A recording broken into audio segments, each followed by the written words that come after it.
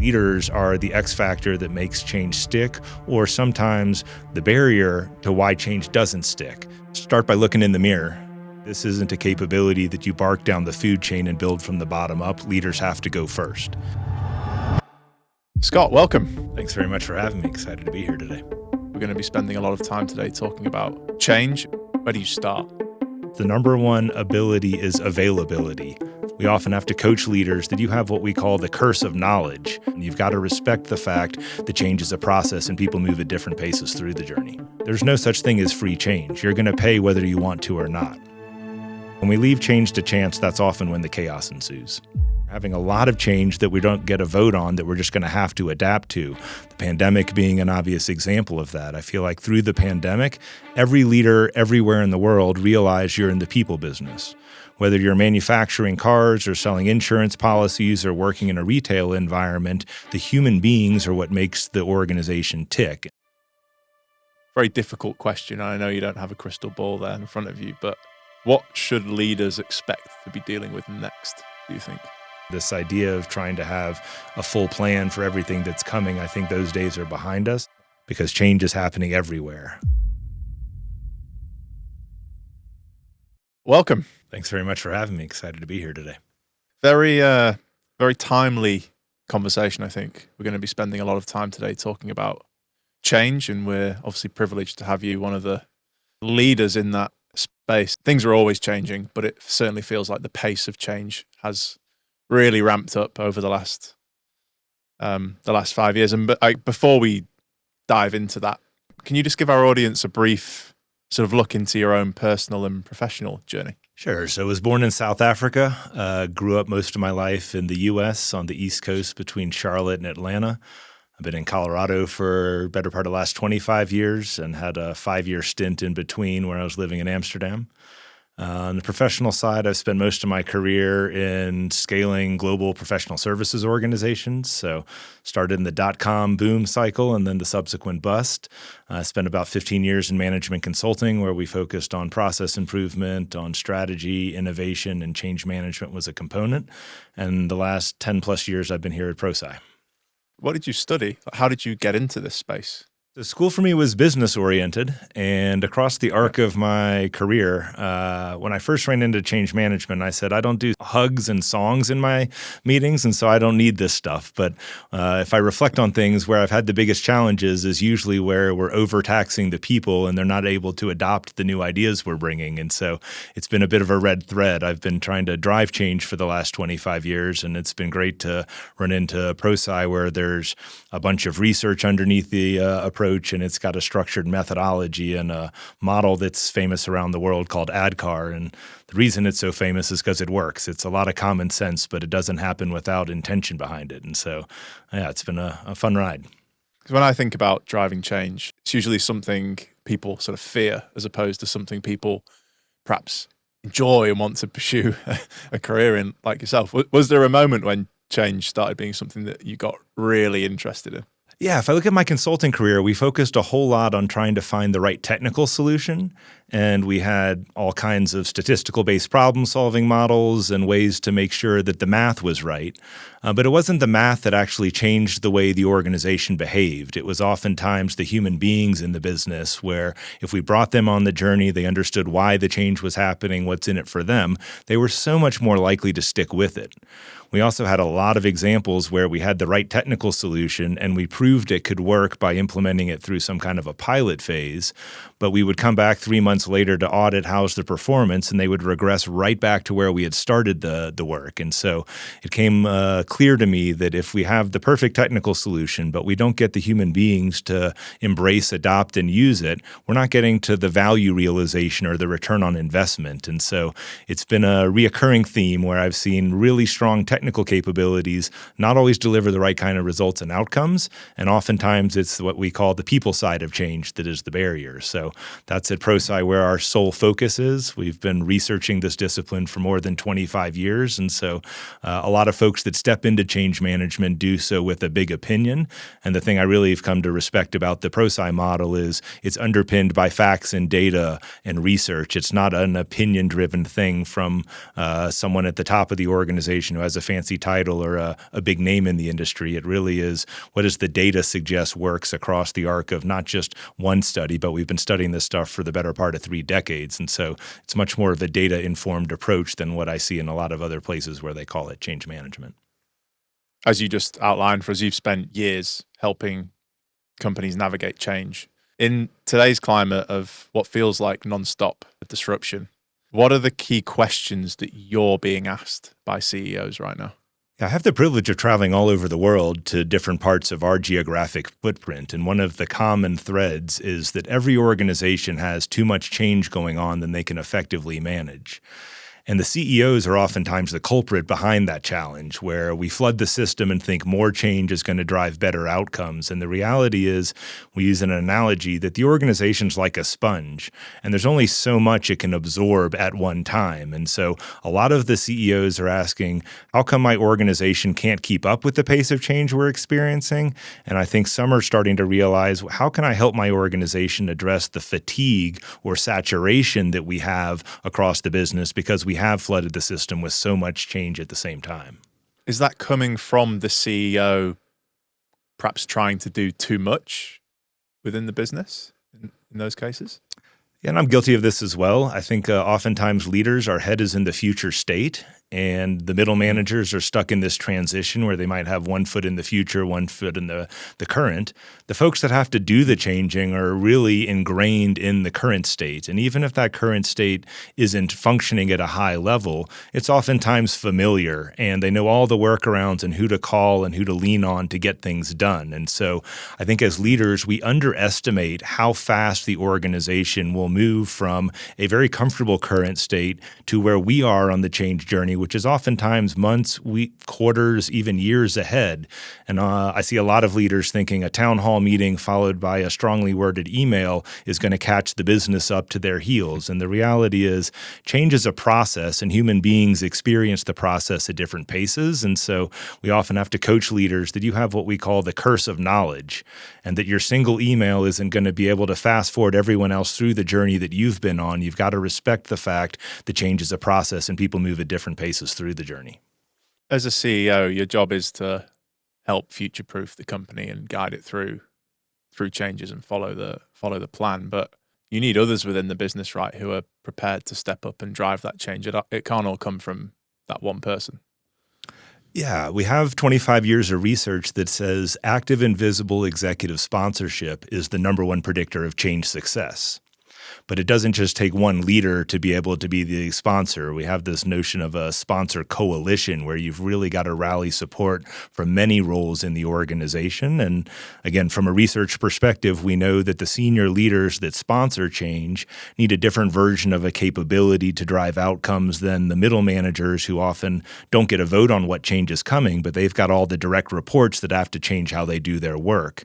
That's different again than the specialist we call a change practitioner, different again than the project teams that are driving big transformation initiatives. And we've also got to make sure we've got a common language for the frontline team members. And so we've got a consistent process, common language, and way of working around making change a much more efficient journey. When we leave change to chance, that's often when the chaos ensues. If you're an exec and you know you've got some big plans, which is going to involve some quite big changes, how do you go about building the change coalition? I think you called it. How do you sort of establish that group? How do you identify the right people, and how do you put them into that team? Yeah, so the research gives us the ABCs of sponsorship. So the first one is to be active and visible. That means that it's not about sending emails. It's about getting out in front of the organization, leading from the front, and really banging the drum around why is change necessary. A lot of leaders think the organization resists change because they don't like the change that's been selected. And we know from research the number one reason employees resist is they don't understand why the change is necessary.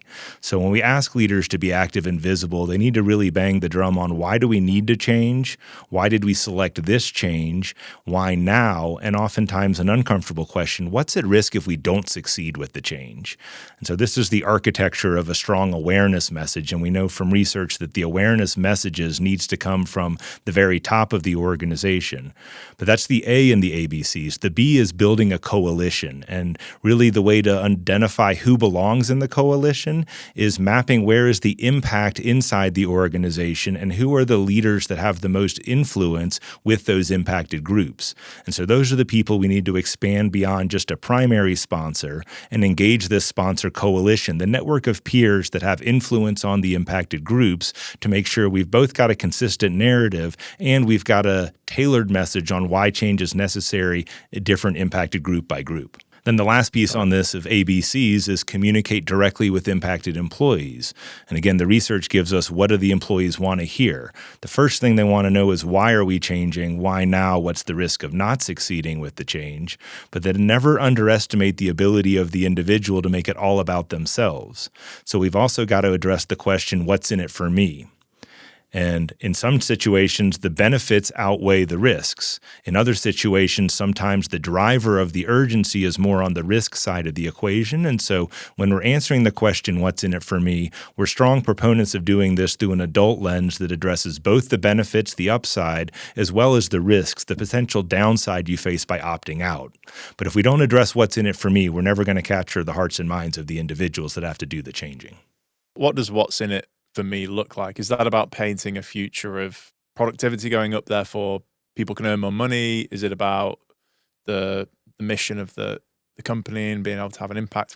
How do you go about addressing that question? Yeah, so the best way to get what's in it for me is not from the very top senior leaders, but from that first line supervisor relationship. That's where proximity to change lives. It's also where the trusted relationships are typically the strongest. And so when we're trying to translate an organizational message around what's in it for us to the individual around what's in it for me, oftentimes this comes to life through the role of the people manager. And they're the folks that know their team's personal motivations best. And so in some situations, it might be monetary benefits that we focus on.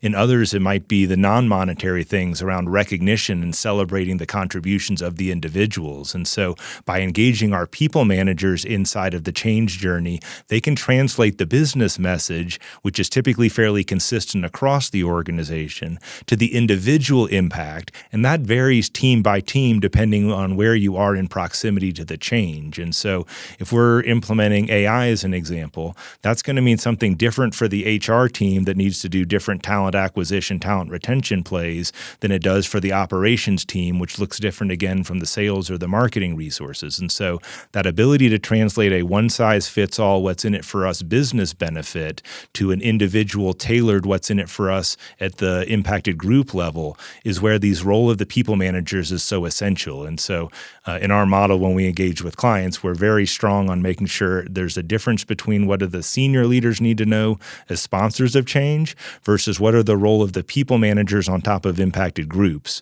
And when we're building muscle in the organization, we do it in a role-based way. So it's not a one-size-fits-all capability. The chair you sit in dictates the capabilities you need. You mentioned change muscle there. Why does change capability, change muscle, why does that matter at the C level? What is it that sets organizations that thrive apart from those that don't? Yeah, so if you look at this, change used to be this episodic thing that happened every so often. It feels like black swan events have been an annual occurrence for the last several years. And so instead of looking this as a once in a month, once in a quarter, once in a decade kind of thing that we need to activate, every organization is dealing with a perpetual layered cake when it comes to change. And so we don't have the luxury of saying we're only going to change the first quarter of the year and then we'll be business as usual for the other 3 quarters. Now with change that's both driven by intentionality internally through things like new strategies, and then we're having a lot of change that we don't get a vote on that we're just going to have to adapt to. The pandemic being an obvious example of that. I feel like through the pandemic, every leader everywhere in the world realized you're in the people business.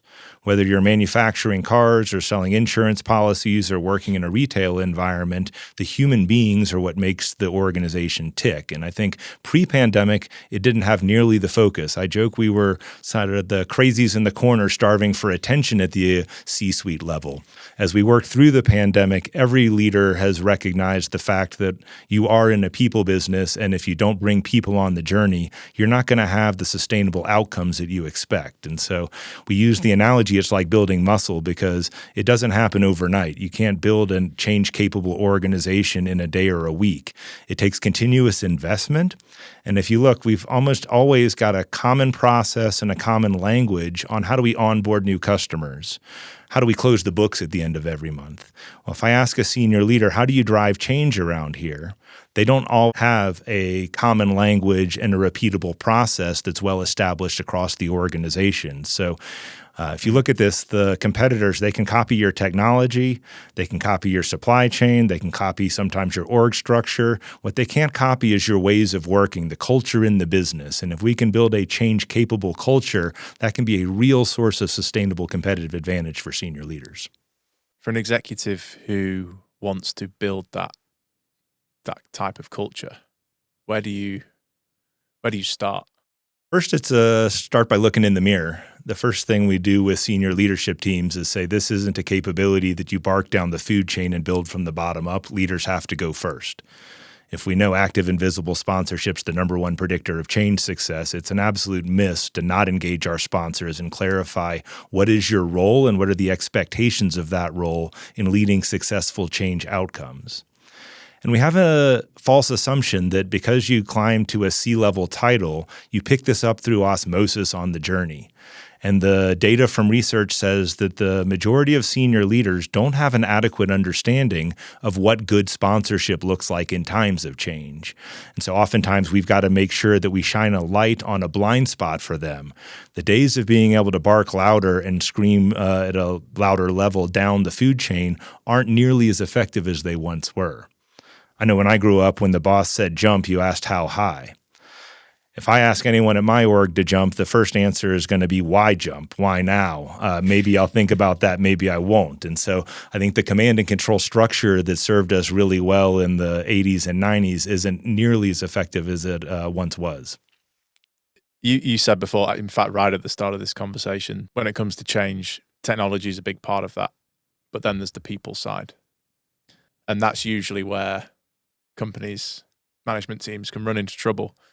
In your experience, why do you think there's been a blind spot? I think for a long time we had a mindset that if we could design, develop, and deliver the perfectly elegant solution, that people would just naturally adopt it because it was so elegant. And I think almost everyone's got examples of where we've invested huge amounts of time, energy, and money to build a new platform, a new software system where the buttons all worked.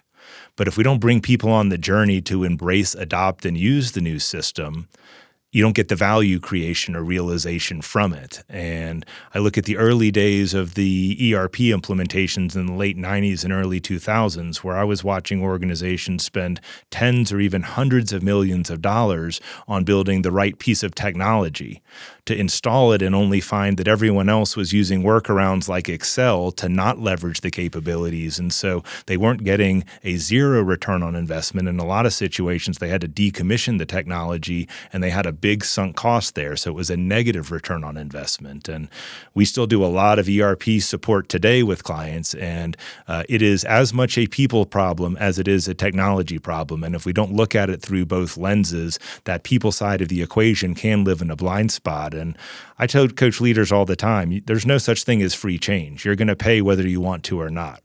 You have the choice to be proactive and pay a small amount by addressing the people side of change early and often in the journey, or you can play a multiplier effect when you're trying to make a run at your second, your third, or your fourth try on an ERP implementation.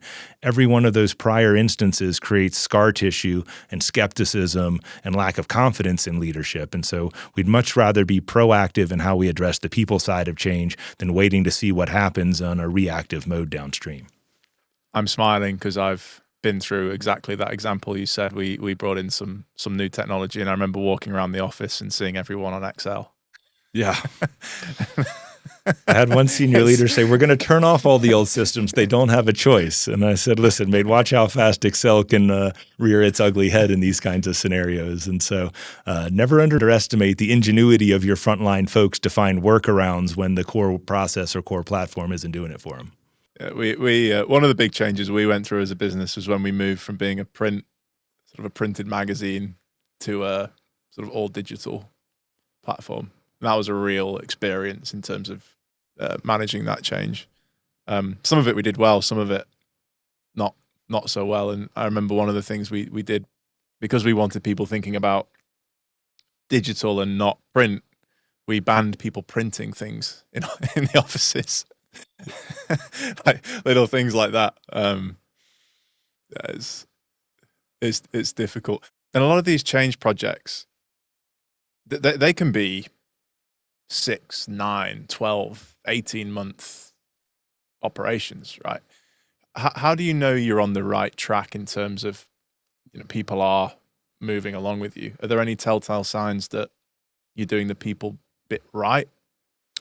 Yeah, it's sort of a perverse outcome that we're shooting for. Oftentimes in our line of work, the perfectly managed change get met with the deafening silence of a non-event. And that's sometimes a great outcome for change managers. If we don't manage the change well, the drama meter flicks up in a hurry and we hear all kinds of rumor mills and the uproar inside the organization. And so if we're doing this work right, we're making sure people understand why we're changing, why now, what's the risk of not succeeding, well in advance of asking them to actually change how they do their work on a day-to-day basis.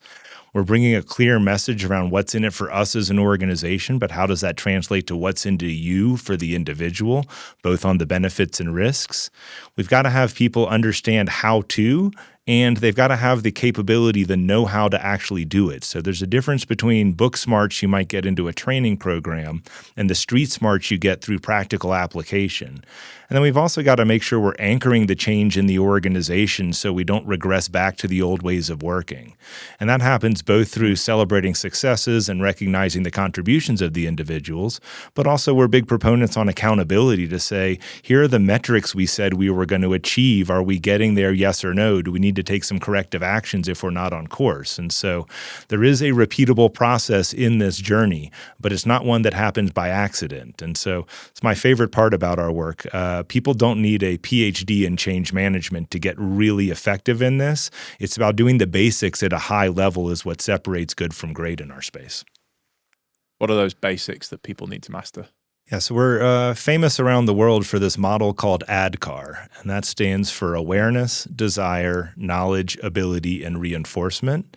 And these are the 5 building blocks that an individual goes through for any kind of change, whether it's a personal change, I want to get more sleep at night, or it's a professional change, I need to adopt the AI tool and be more efficient in my work. We still need to start with the awareness of why it's necessary, the desire, what's in it for me, the commitment to participate. We got to skill people up and give them the training, but we also need to recognize there's a difference between when you walk out of training and when you're fully capable of executing the tasks in the right kind of way. And so honoring the difference between knowledge, I know how, and ability, I'm able to, is what we call the knowledge-ability gap. And a lot of leaders underestimate if I just put people into training, then they're going to walk out all of a sudden experts on whatever the topic is. The reality is, you look at AI as an example. The technical side of AI is sprinting at a pace that almost no one can keep up with. The people side adoption of AI is crawling at a pace that every single leadership team I'm talking to is frustrated out of their tree because they're spending loads of money on the subscriptions to get access to tools, and the tools work really well.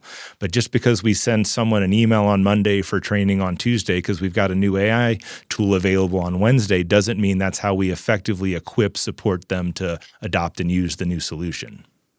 AI is a hot topic, especially when we're talking about change. In your experience, why are organizations struggling to get it adopted within staff? I see a strong disconnect from the very top of the organization, the C-suite, that only sees the rose-colored glasses view of the world on what's possible from efficiency and cost-saving growth perspective.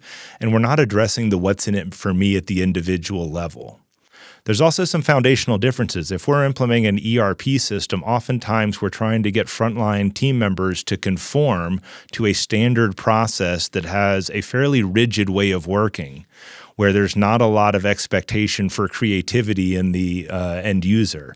If you look at AI as a change, we've actually moved from more of a convergence to a standard process to a divergence and enabling people with this fantastic new capabilities, but that can be scary. And if we don't address the why is change necessary, what's in it for you as an individual, oftentimes as human beings, we fill in the gaps of information with the worst case scenario. And so I see a lot of organizations spend money on the technical side of change, but they don't do nearly enough to address the people side of the equation to help the individuals in the organization they expect to adopt and use the AI platforms to understand what's in it for you benefits, what are the risks you might face, how do we make sure this is a capability that you can celebrate, not something you should be scared of. But if we don't address things like the potential loss of jobs or what happens to the department if we had 20 people and with AI we only need 10 in a future state, oftentimes we're going to see a lot more reluctance, and we inherently create the change journey with more obstacles in the way than is necessary. I would imagine if we're asking staff to adopt a system, whether it's AI powered or not, in our eyes, it makes them a lot more productive. But for them, maybe they're looking at it and thinking, wow, this does my job for me. Yeah, or what happens to my other 10 friends in my department if it's so fast at getting the job done, for sure. Yeah, and so I think, again, leaders need to make sure we understand and communicate effectively why behind the change and what's in it for the individual. And if we shy away from talking about the risks at the individual level, I think we're not doing us a service. We've got a lot of potential we'll leave on the table if we don't take that balanced approach to talk about both the benefits and the risks. And I read a great article at Harvard Business Review that talked about time savings being one of the big parts of the benefits of adopting AI. Very few organizations have a way to calculate and allocate the time savings. I thought one of the great ideas that came out of this article is if I can save you 10 hours in a week, why don't I give you 5 of those to invest in your personal wellness, and the other 5 will invest in net new productivity enhancements. And I think finding balances like that prioritizes what's in it for the individual at equal levels of what's in it for the business is something that will bring a lot of that inherent resistance down faster if we can give the individual benefit case to folks who are asking to change how they do their work. And capturing that time, so important as well, because if you do save someone some productive hours, you want to then make sure those hours are going towards something useful, whether it's for the individual or for the company. If you kind of just leave people to then reallocate that time, you can end up with all sorts of consequences that perhaps you hadn't thought about, because most people want to keep themselves busy. Absolutely. They want to feel productive, and you can end up with people starting to do all sorts of things that you hadn't perhaps accounted for. Absolutely. And I think there's a big difference between staying busy and being productive. We need to start measuring the outcomes, not just the outputs in the process, and make sure that folks have an understanding of if we're able to generate a net new 10 hours a week, let's say, how do we make sure we're making the most of that and we're not just letting it get absorbed? Because, everyone wants to do a better job, but not everyone is going to take the extra time and take on net new volume of transaction processing or whatever the case may be. If we don't have a plan to capture the benefits of the liberated time, we're not always going to be able to translate that into net new value. What are the most common mistakes that leaders are making when they're rolling out change?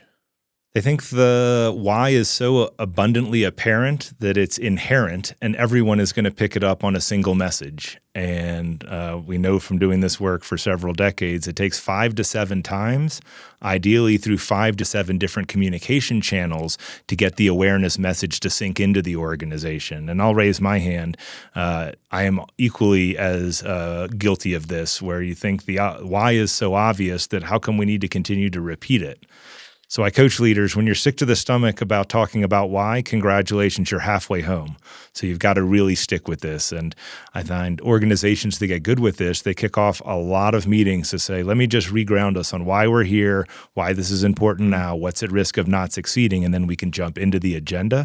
But if we skip over that why, we're not going to have everyone in the organization around the same message moving in the same direction. And so a ton of leaders underestimate the amount of effort it takes to really land the why. They think a single town hall or a strongly worded memo is going to get the job done, and we've got to find many more different communication channels to be able to get that message to the organization. And that could be, like you said, could be an email, could be a town hall. I presume that could also be coming from the Change Coalition we talked about before, or the members conveying the message. We want the business reason behind why we should change from the very top of the organization, from senior leaders, CEOs, C-suite, vice president level. We want that what's in it for me personal message from our immediate supervisor relationship.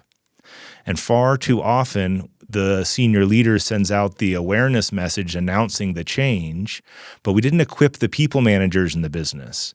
So when the team gets the message, they say, hey, boss, do we like this change? Are we going to win? Are we going to lose? And if boss says, I don't know, I just got the same message at the same time you did, we haven't necessarily set the system up to work in our favor. But if we can pull our people leaders together even a day before and say, here's the message that's going to go out to the organization tomorrow, it's going to focus on the business benefits. But what I need from you is to translate that into the individual benefits and risks at your team level. Well, now we're greasing the wheels and really setting the play up to work in our favor. But far too often we surprise the poor middle managers in the organization with the messages at the same time that their directs are hearing it, and that doesn't set the system up to work in our favor at all.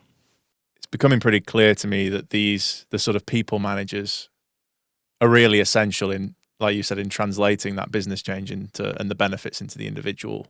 How do we ensure our people managers are equipped to do that? So it starts by making sure that the role they play in change is clarified for them. And again, our research is crystal clear that people managers in times of change wear 5 hats. We call it the Clark model. It stands for communicator, liaison, advocate, resistance manager, and coach. And if we can equip and prepare our people leaders to wear those 5 hats in times of change, well, then we're going to accelerate the pace of adoption that happens. We'll take a lot of the friction and frustration out of the process. But if we don't engage the people managers, clarify their role, and upskill them on the criticality that they play in the transformation or change journey, oftentimes we're leaving change to chance and we're working off the back of what I consider the hardest role in the business. The people managers, middle manager folks, first line supervisors, they almost never get a vote on what change is coming. And they've got all of the direct reports that have to actually activate the change. And so that's where resistance surfaces from.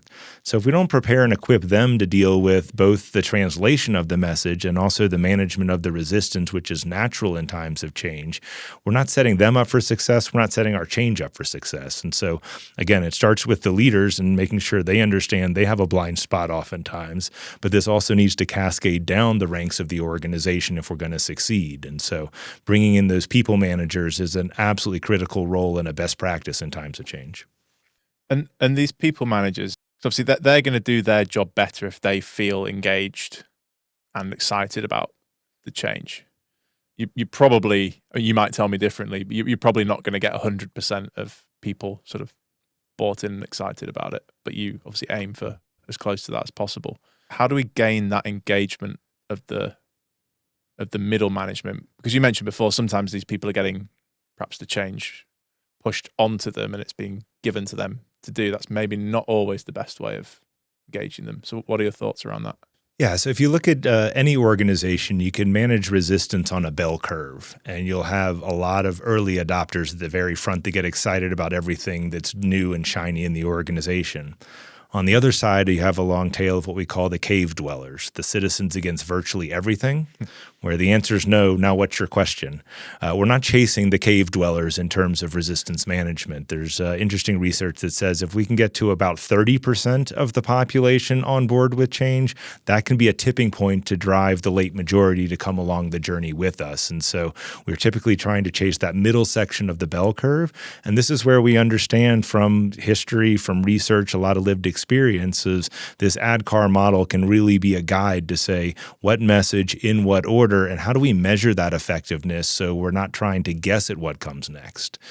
There's also this interesting notion in the ADKAR frame called the barrier point, which is the first building block moving from awareness to reinforcement where you're scoring neutral or below. And so if we know someone's resisting, we can identify their barrier point through a very simple instrument to measure their ADKAR profile. And then that tells us exactly where do we start with that individual to move them forward. It's not always the lowest score in their ADKAR profile. It's the first score, neutral or lower, as we work from awareness through desire towards knowledge, ability, and reinforcement. And so the beauty of the model is in its simplicity. Anyone can get their head around this in a matter of minutes, and then this becomes a common language. So instead of the frontline saying, hey, boss, I hate this change, they can say, hey, I'm not really sure why we're changing. I don't have sufficient awareness yet, so that's where I'd like to start. Or I know exactly why we're doing it, but I have not made the personal decision to participate in the change. I have a desire barrier. Or maybe you think it's easy, but you haven't given me the necessary skills I need to succeed. And so by introducing ADKAR as a common language, it gives us a much richer vocabulary to be able to understand how do we help different groups who are at different places on their change journey make progress. And so it's, again, it works great on, I've seen ADKAR used to get the in-laws move out of the house. I've seen ADKAR used to get 100,000 people to adopt Microsoft Teams in 2 weeks as the pandemic arrived. And so it's kind of like the Swiss Army knife in the change management discipline. It can be used in lots of different ways, both in the professional frame as well as the personal frame. And this ADKAR methodology, is that available to like the public generally, or is that something that you guys work with companies on applying? So it's intellectual property owned by Prosci, but if you go to prosci.com, we've got loads and loads of free content for anyone that wants to learn more. There's ebooks, there's tools, templates, infographics, all kinds of resources. And so for any folks that are interested, we're happy to provide some links in the podcast summary to make sure they've got access to resources if they want to learn more. I've always thought change was just, I guess, more of an art form than a science. But the way you talk and how detailed you are and that you can actually build this into a process, I think is incredible. And I would imagine lots of people listening will be very interested in finding out more about that. Well, I don't want to steal the fact that it does take some art to go along with the science, but because we've been researching this stuff for 30 years, there's a lot we can take out from a mysterious perspective on repeated patterns that have now sort of been identified as best practices. And so there are a lot of things that we can do to take the frustration and friction down. It doesn't mean the change is easy, and we're dealing oftentimes with human beings, and we're unpredictable on a good day. And so this is where I do think there is a bit of a marriage between the art and the science in the discipline. You and Prosci as a business have been studying this for decades. What hasn't changed about change? The single finding that hasn't changed in the 10 plus years I've been at Prosci is that active and visible executive sponsorship is the number one predictor of change success. We have 6 other factors that we study in terms of success factors driving outcomes, and all of the other factors have rotated in the slots between 2 and 7 on the list over the last decade. When we first started the research more than 25 years ago, active and visible sponsorship was 2-to-1 bigger driver of successful outcomes. In our latest study just done last year, it was 4-to-1 bigger than any of the other factors. And so it comes back to the fact that leaders are the X factor that makes change stick, or sometimes the barrier to why change doesn't stick. And so again, when we're working with senior leaders, we need to make sure they understand that they've got a critical role to play, and it's not about delegating all of this. It's about making sure they're active and visible in the front of the organization to drive the successful outcome. For those executives that are listening, how should they go about assessing if they are being visible and sponsoring change properly? Yeah, so we get called in to do some postmortem on failed changes from time to time. And the first thing I ask for is show me the Outlook calendar of the primary sponsor. And if this is a change that's been going on for a year and they're not successful, far too many times there's some glorious kickoff meeting where they bang the drum and they're on stage saying all the right things. But then they play Houdini and they disappear until it's time to go live and have a pizza party and eat cake. And so they show up in the bookends of the situation. And the reality is they've got to show up across every chapter of that journey. And so we love this quote from Bill Parcells: the number one ability is availability for sponsors. And this is a matter of showing up. We joke that active and visible sponsorship is a full contact sport. It's not something done behind the desk by email. But we talked about the marriage of art and science. In some organizations, town hall meetings have almost become a mockery, and it would be the last place you would want to be active and visible. In other organizations, that's exactly the right way to start the active and visible journey, by kicking off the message. But then finding the other forums, the team meetings, the one-on-ones, the off-sites, the casual conversations you have in the lunchroom. We even have one client that created what they call the Stall Street Journal, where they publish this stuff in the restrooms so people have the materials there as well. And so there's tons of ways to get the messages across to the organization, but each organization is unique. And so senior leaders typically know the highest leverage levers to pull in their organizations. What are the best forums? The one I find that's least utilized, that is, I think, tremendous asset for senior leaders, is oftentimes the mobile phone that sits in their pocket. You can cut a video in the matter of a couple of minutes to say, hey, I've been hearing a lot of questions around the business about why we're doing this. Let me give you my perspective on why now, what's the risk of not succeeding. And the beauty of a video is you don't have to get on an airplane and travel all over the world to give her the same message to different groups of people. The fidelity on everyone that watches the video got the exact same message, and so you don't have to worry about the proverbial telephone game where the message gets watered down and shifted as it cascades across layers. And so for leaders out there, if you're looking for an easy trick to be able to make your active and visible scores go way up quickly, I'd strongly encourage you to look at the opportunity to cut videos on mobile phones. We don't need to go to fancy hair and makeup productions with background music. The authenticity of just keeping it real and delivering the message in a way that will connect with your team members across the business is something that I think is far too underutilized, and it's a great way to amplify your impact as a senior leader. Interesting. That's a great tip. How many execs do you work with take that on and do it? So David, I've had the privilege of probably interacting with 3,500 leaders across more than 40 countries in my career. And I would say you can tell quite quickly the ones that are serious about this and that really want to see their impact improve. So I coach leaders. This isn't about making one change more successful in your organization.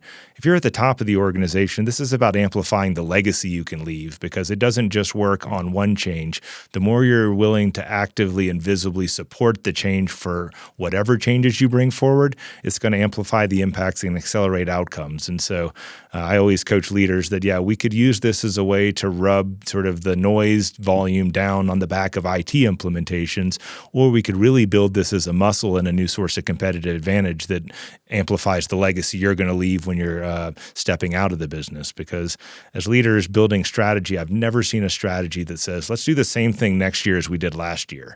Every year we're replenishing what are the changes we want the organization to make. And so a lot of times I look at the CEO as the chief change officer, where they've got a role to play to make the change transformation journey effective. And it's not just about delegation. It's about looking in the mirror, starting with themselves first, but also then holding their peer group and their directs accountable to say, hey, if this is a mission critical capability, I need to see all my leaders role modeling it effectively. It's not okay for just one of us to pick the ball up and run with it. How different is it if you're working with a company with 100,000 employees, let's say, and is global in nature, and then you have another company who's maybe got 500 employees and they're in a regional company? How different does change management look in those two examples? Yeah, so oftentimes the complexity, the layers in the organization that you need to permeate the messaging through are quite different in the 100,000 plus size organizations. And I would say the bigger the business, the more the foundational elements need to be done at a higher level. It's not like we pull out the PhDs and activate a different play in the big business, but the basics are becoming exponentially more important because you don't have as much margin for error as you look to cascade messages across multiple geographies, multiple time zones, multiple spans of management control. The pace of change is also different. If everyone experiences change individually and they all work at different paces, a 500-person business can typically work through that at a different pace than a 100,000-person business because just the bell curve on pace is going to expand in a broader spectrum for the bigger business. I'm an executive. I've got my strategy ready for the coming year. There's 2 or 3 key sort of change projects that I need to drive. How do I understand how much, you use the term change muscle, how much change muscle has my business got? How do I know how capable my organization's going to be to adopt this change? So if you've never focused on investing in this as a capability, you're going to wildly overestimate the pace at which you can push through the process. So I do think if you've not built any muscle in the organization, the first step of this, and it's a bit circular, but applying ADKAR to why do you need change management muscle? Why now? What's the risk of not building it? What's in it for you individually? What's in it for the organization? So we can apply the reason why you should adopt change as a capability using this ADKAR model as well.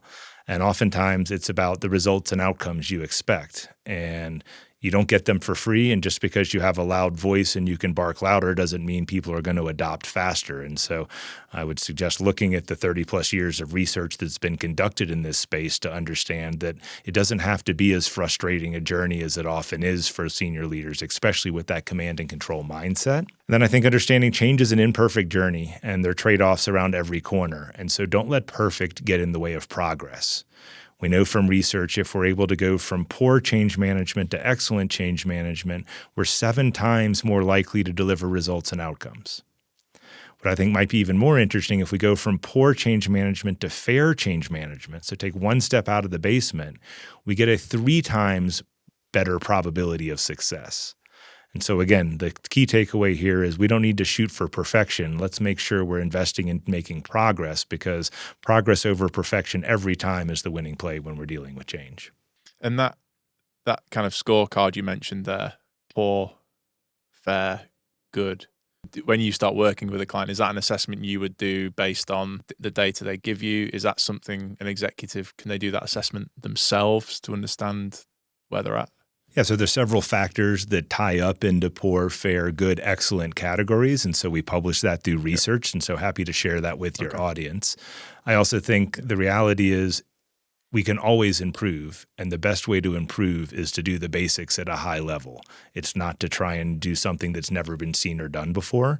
And again, this is where the research comes in handy, because we don't have to make it up as we go along. We've researched this across every single corner of the world, all different companies, sizes, different vertical industries. And so we've got loads of insights on what is best practice and how do we take the friction out. And so again, if I'm a leader driving strategy, the 2 things I would suggest first is make sure you have a clear definition of success, and we can translate that definition into measurables. So I coach leaders. Success should be measured in numbers, not in adjectives. So we want to be more customer-centric. Well, that's interesting. How do you translate that into a measure where we can say, are we making progress, yes or no? So I see a lot of organizations chase aspirations instead of clear definitions of what the finish line looks like. And that's a role of leaders. That's not something your project team should be accountable for. As a leader sponsoring change, you need to define what is success, what is the outcome we want to achieve, and how are we going to measure it. And then would be to invest in making sure we bring the people on the journey. Whether it's using the ADKAR model or any other change management model that exists, a little bit of intention can go a long way. And we know from going poor to fair, we're going to get 3 times better probability of success. And so I would encourage leaders, you're going to get out of this what you invest in it. And even a small investment proactively can have an outsized impact on the results you achieve and the value you're able to sustain. But I joke, I've never met a senior leadership team whose problem is they don't have enough change management in their life. Their problem is they don't have the results they want as fast as they want them. And so we need to paint change management as a step on the critical path to achieving return on investment and value realization, not this nice to have thing where we've got a little bit of time and enough budget left over. We know from a research perspective, since I've been at Prosci for the last 10 years, the allocation of the total project budget to the people side of change, best practices range from 12 to 16%. So I coach leaders to aim for 15 and accept 10. But if we can start putting 10% of our budget to how do we make sure people are ready to adopt and use the solution, not just how do we build and install the solution, we're going to get to outcomes much faster. Reality is most budgets don't have 10% allocated. And I remember a famous quote from a CFO of a Global 2000 business who stood on stage and said, "We never seem to be able to fund change management the first try, but we always have some kind of a blank check model on the third try at the same change for change management." It's about time for us to start budgeting more for change management than we do for contingency on our projects. And I think that's a mindset that a lot of leaders can pull forward to say, we got to pay for this change one way or the other. If we can invest proactively in bringing people on the journey, it's going to take a ton of friction and frustration out of the process. It's going to get us to value creation and value realization much faster. But if we leave this people side of change to chance, you're going to get results that are going to be much more challenging than if we put some intention behind it. In that budget that's allocated for people, what are some of the line items or initiatives you'd expect to see in a budget like that? Yeah, so far too many leaders underestimate change management and think of it as only as communications and training. And far too often, the communications in those situations are updates on the technical milestones of the technical side of change, not on how do we message to the business to be able to get people to embrace, adopt, and use the solution. And so even if we have training and communications in our Gantt charts from our project managers, we've got to recognize when we're intentionally addressing the people side of change, the content of the training program and the content of the communication plan needs some massaging to address why now, what if we don't, what's in it for us collectively, what's in it for us individually. And so it's not rocket science, but it's unintentionally applied in the right order without putting some motivation behind it. It's not something that's going to happen by accident. So we say that ADKAR is common sense, but it's uncommonly applied in the right order unless you've sort of seen the light. Perhaps without naming names, but could you tell us about a time or a client or a project you worked on where everything was going wrong in terms of the change management?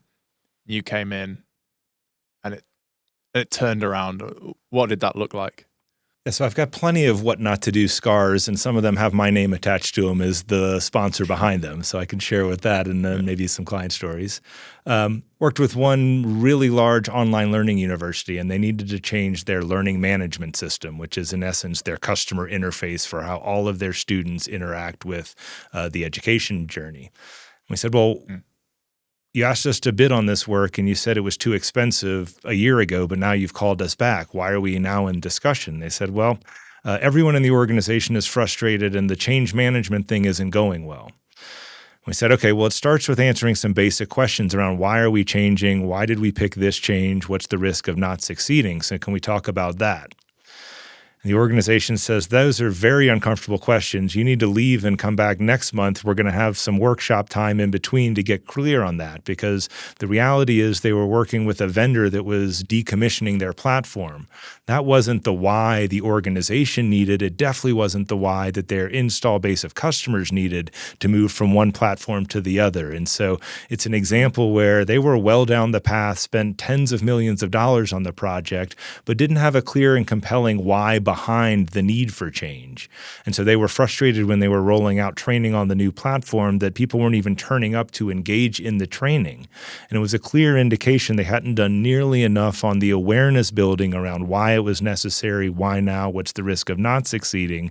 And they had done nothing to communicate to the faculty or the students on what's in it for you, both the benefits of the new features and capabilities, but the risks of staying on this legacy platform that wasn't going to be supported anymore. And so I can't tell you how many times I see that story repeating itself, and I'm sure we've even repeated it at our place a time or two. And so it's an example where doing the basics at a high level, working through the journey with some intention, but building awareness and desire before trying to get into knowledge and ability is absolutely a strong recommendation. And far too often we joke that an email on Monday for training on Tuesday because we go live on Wednesday is not going to make the change come to life the way we hope it should. Just to go back to the topic of AI in this area, what are some of the most successful AI implementations that you've seen occur or you've worked with? Yeah, so it's interesting from a research perspective. A surprising finding was the small incremental AI improvements actually have a lower probability of success than if we're investing in big step change improvements that we're driving with AI. And so I think with AI in particular, having a clear understanding of the outcomes you're trying to drive. So how do we define success, not just in words, but also in measurables? And then making sure we're clearly translating the business benefits and risks to the individual impacted groups. Far too often, we can see what the business gains and the employee loses. And if we have a win-lose situation, we're going to be challenged for getting a lot of individuals to embrace, adopt, and use the new technology when we want them to. But if we're able to talk about their hopes and fears, to be able to make firm commitments of what can you expect from the organization, what are we going to do to support and equip the individuals that need to do the changing, I think we'll find a much more receptive mindset.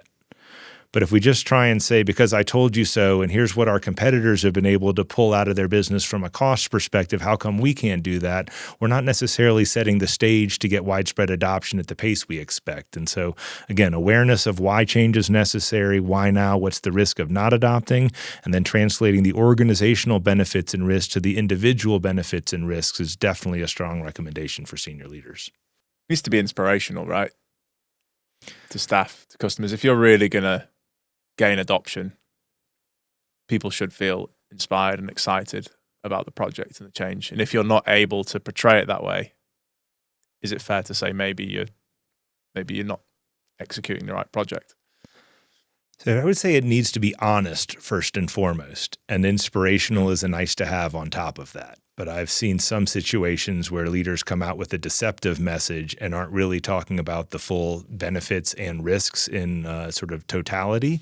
And oftentimes the only person that can't smell the spin happening in these scenarios is the person doing the spinning. And so we coach leaders that radically transparent is way more favorable than a deceptive approach. And then also being willing to admit what we don't know. I find as senior leaders, sometimes we feel the pressure to have all the answers. And I don't think any of us have all of the answers of what the future of AI, especially when you overlay this with quantum computing, what's possible in that space. And so I think being honest with the organization around where we're going, what are we hoping to benefit from, but what are the risks we face and what we don't know, oftentimes is a way to build your credibility as a leader more so than tear it down. You mentioned this before, the rate of black swan events is increasing and seems to be continuing to increase. We've moved from perhaps once in a lifetime black swan events to quarterly, perhaps even less than that. Very difficult question. I know you don't have a crystal ball there necessarily in front of you, but what should leaders expect to be dealing with next, do you think? So I don't know what the specific answer is, but I do know it's going to be filled with disruption and it's going to be driven by change. It's not something that necessarily we have total control over. And so this idea of trying to have a full plan for everything that's coming, I think those days are behind us. And so working with a lot more leaders that are investing more in scenario planning to understand what are the possible potential options that come and not getting fully married to a single one of them. But yeah, I never saw a global pandemic coming, and that feels like that was 2 lifetimes ago, given all the change that's come our way since then. And so I do think that disruption is the new normal, and the only way to succeed through this is building the muscle to make sure that we're ready for what comes next, regardless if it's planned or unplanned. When it comes to building that muscle, should we be doing perhaps smaller, slightly easier projects and like building up our muscle and sort of confidence that way, or is it just go with the biggest thing you can find and sort of fail fast? What's your thoughts on that? Yeah, so you've got to start somewhere. And in a lot of situations, you have some must-win changes that you have to win with, you don't have optionality on. And so those are oftentimes things that get focused on early days and prioritized. Big ERP implementations are, enterprise technology deployments. In healthcare, it's not called an ERP, it's called an electronic health record system. But almost every organization has got a large enterprise technology play that's in process. Those are often multi-year transformation initiatives. And so we often look in combination with those that we can't say no to. Where are the things we can put quick wins on the board in 3 months, 6 months? And so we're not having to wait multiple years to prove the value. We can do it in smaller increments on some smaller scoped opportunities. And so oftentimes it's both in parallel. We've got the must-win, must-play with changes that are coming out of the strategy, but we can either break those down into increments and find some wins inside of them, or we pick up some smaller scope changes where we can demonstrate value faster. Because I joke with everyone that's new to change management, we all need to pretend like we're from Missouri. And for the global audience, the tagline for Missouri is we're the show me state. So it's not about fancy PowerPoints that are going to make change happen. It's about demonstrating value by doing the basics at a high level to produce new kinds of outcomes. And we've got to all be willing to put wins on the board quickly to make sure we're getting through some of the skepticism that lives in every organization. When you're identifying those projects, how do you know if a project is a must-have? What are some of the criteria that would define it as that? Yeah, so the first thing we ask is, where are the projects that have the highest people dependency on producing results and outcomes? And so we use a basic ROI calculation to say, how much of your benefits are you going to achieve by installing the solution versus how much of your benefit case is only available by individuals embracing, adopting, and using the solution. And for most changes, you'll have a combination. So if we look, I've got one client that's implementing SAP and they're going to the cloud. And so they had 12 other instances of SAP in the business through acquisitions. Consolidating onto a single instance and a single platform, they're going to have a healthy amount of cost savings by just installing the new single instance. The reality is, going through this ROI calculation, they estimated 60% of their benefits case are tied to the individuals in the organization changing how they do their work and embracing, adopting, and using the solution. And so in that situation, it gives us a clear business case of what are we chasing around the investment in change management and adoption is clarified by determining how much of the overall project benefits are tied to installation, how much of the total benefits are tied to installation. We're typically chasing that installation benefit portion. You said before, we don't know specifically what it is, but we can expect disruption. Are there any particular industries or geographic regions that you think are more perhaps vulnerable to that disruption right now?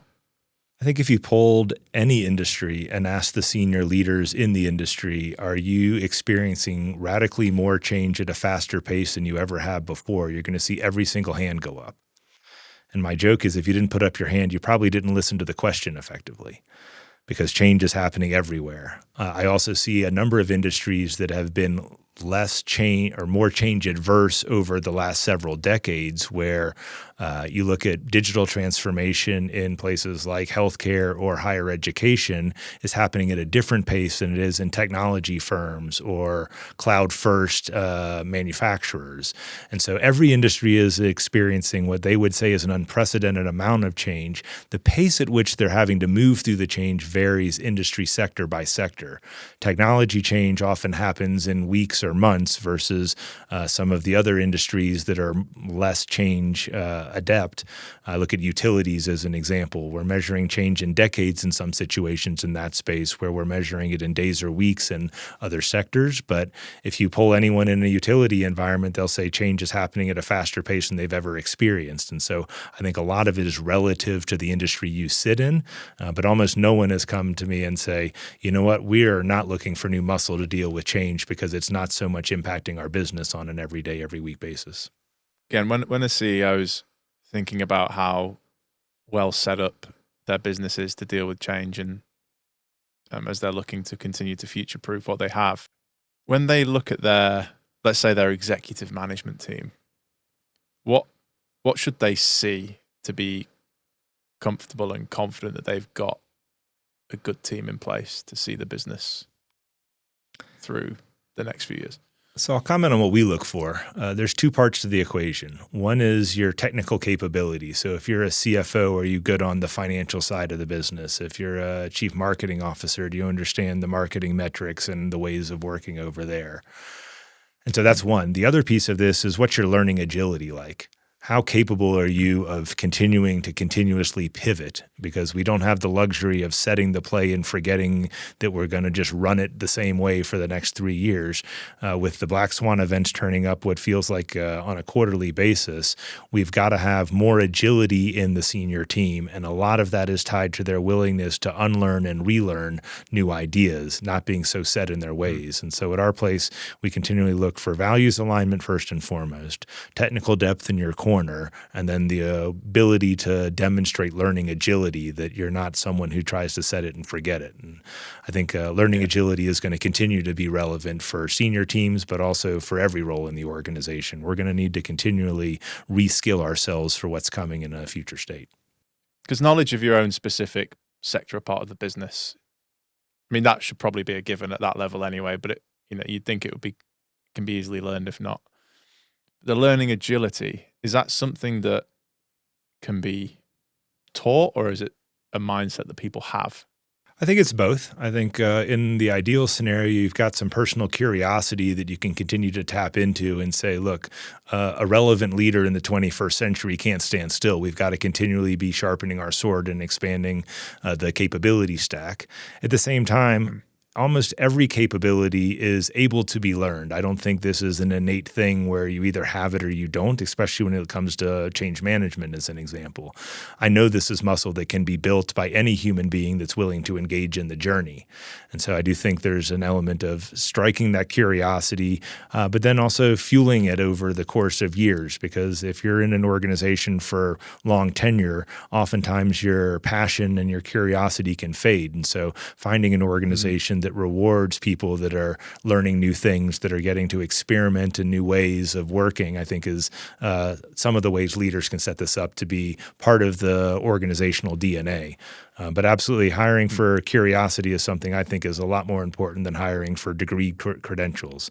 A lot of the work we learn how to do on the job, not by some kind of academic experience we had, sometimes even decades prior. A lot of the skills I picked up in business school today are getting retaught in radically different ways than they were when I was going through the formal education process. And so I'm a much stronger proponent of on-the-job learning and making sure we can demonstrate the flexibility to continue to expand our capabilities.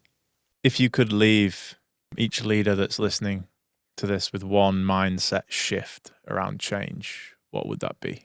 There's no such thing as free change, and active and visible sponsorship is the number one predictor of change success. And so it starts with the CEO and the top leaders. If you're not willing to engage and play your role, you're not going to be nearly as successful as you could be and never realize your full potential. And so you'll get out of this what you invest in it. And I think all of us as senior leaders have the opportunity to sharpen our saw and get smarter on what our role is in leading successful change outcomes. And for that CEO or leader who wants to do this, wants to engage, how do they know they're putting enough time and focus on it? Is that a case of looking at the calendar? Should you be seeing briefings, meetings? So it's interesting. Strong sponsorship isn't a new job for senior leaders. It's a twist on your existing role. And so we don't build change capabilities on the side of the business. We recommend building them on top of the in-flight changes you've already commissioned. And so it's a learn by doing in an active learning mode on top of real changes. It's not an academic exercise that happens in the classroom to learn a bunch of theory. And so every organization has lots of active change going on. Every one of those individual changes represents an opportunity for you as a leader to show up in a new and interesting way. And so I would use the work you're already committed to as the canvas to build this muscle on top of. And every organization's going through loads of change. So you typically have a target-rich environment. I would suggest you've got to start somewhere. Don't try and chase every change at the same time, but pick one or two that are really deeply personal to you and think about how can you behave differently to produce different kinds of outcomes. We're going to move on to the final bit of the podcast, which is the rapid fire round. So we're going to throw some questions at you. And the first thing that comes into your mind, you're going to blurt out for us. So the future of work in one word. Changing. That's fitting, given the conversation today. One book every CEO should read. I love The Art of Possibilities by Benjamin Zander. Why do you like that book? It's got a number of practical lessons. He's probably the best keynote speaker I've ever seen in my life. He pulled a guy up on stage who never played piano and taught him how to play piano chords in a matter of minutes in front of about 600 people at the event I was at. And he's also got a concept in his book, which is don't sweat the small stuff, and it's all relatively small stuff in the end. And so it's got a good dose of leaders. Don't take yourselves too seriously. I'm going to add that to my reading list for sure. Worst buzzword in business right now? Digital transformation. Why don't you like that? Because every single person uses it and has a completely different meaning than everyone else. And so it's a very fuzzy term that describes in some places something that's like a nebulous cloud that you can't put your arms around. In other places, some folks use it in a very specific way that their organization doesn't understand at all. And so I feel like everything now has got some flavor of digital transformation attached to it, and it has a wildly different meaning in the different contexts it's used. A business tool or an app that you can't live without? I move around the world quite a bit, and the days of renting cars are behind me. So I'd say Uber is probably the highest utility. And then I also use the native translation app on my phone to be able to communicate in small ways in other languages where I don't have any fluency. And finally, if we were looking at a parallel universe, and for whatever reason you weren't introduced to Prosci, what do you think you might be doing?